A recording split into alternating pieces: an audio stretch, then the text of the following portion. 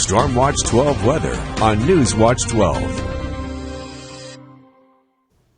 Well, the National Weather Service has an air stagnation advisory for southern Oregon and northern California through 10 o'clock on Thursday morning. So that pretty much means for the next 2 to 3 days, even 4 days, we're not going to have a lot of wind in the area. We're not going to have a lot of mixing in the area. We're going to have kind of that haze if you're looking out in the distance. So that also can give some respiratory problems for people that are sensitive to kind of filters in the air.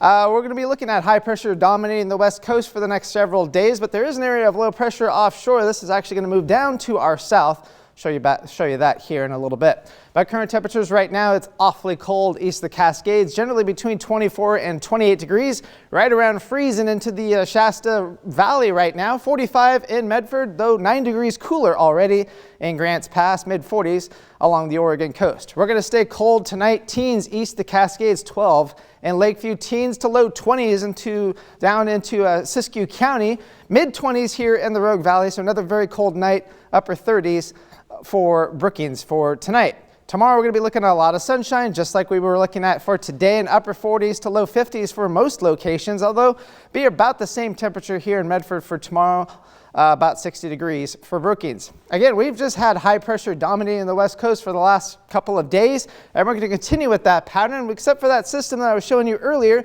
See how it dives down to our south once we get towards later on Tuesday. So the only real chance of seeing any showers would be right along the Oregon coast, essentially just for Curry County. Maybe Mount Shasta City might see a shower once we get towards Wednesday morning, but other than that, we're not really going to be looking at anything at all. It's going to be pretty quiet overall. But that's going to change in the next several days. You can see all the yellow indicating some pretty moderate rain. This is a 5-day precipitation forecast. You can see nothing going on Monday, Tuesday, although we could see a few showers from that system on Wednesday down to our south, but the activity really starts to ramp up Thursday and especially more so into Friday. In fact, we could be looking at maybe some rain heavy at times along the Oregon coast. So the high pressure that's given us the fair weather for now in the cold mornings, that starts to shift off towards the east.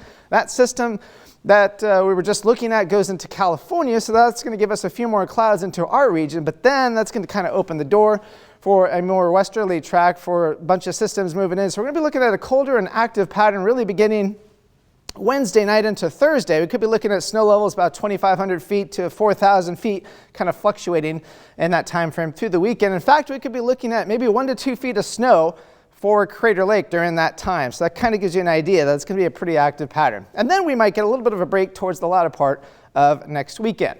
But in terms of rainfall amounts, just a couple hundreds maybe from that system towards Mount Shasta City, but the rain really starts to pick up Thursday afternoon and even more so Thursday night and into Friday. So expect a wet week for the remainder part of the week. So here's your coastal forecast. We'll be looking at temperatures right around 60 degrees through midweek, and then temperatures cool off into the low 50s with rain at times for the next several days after that. For Northern California, right around 50 degrees for the next couple of days. But look at those overnight lows into the teens and 20s. So very cold temperatures overnight.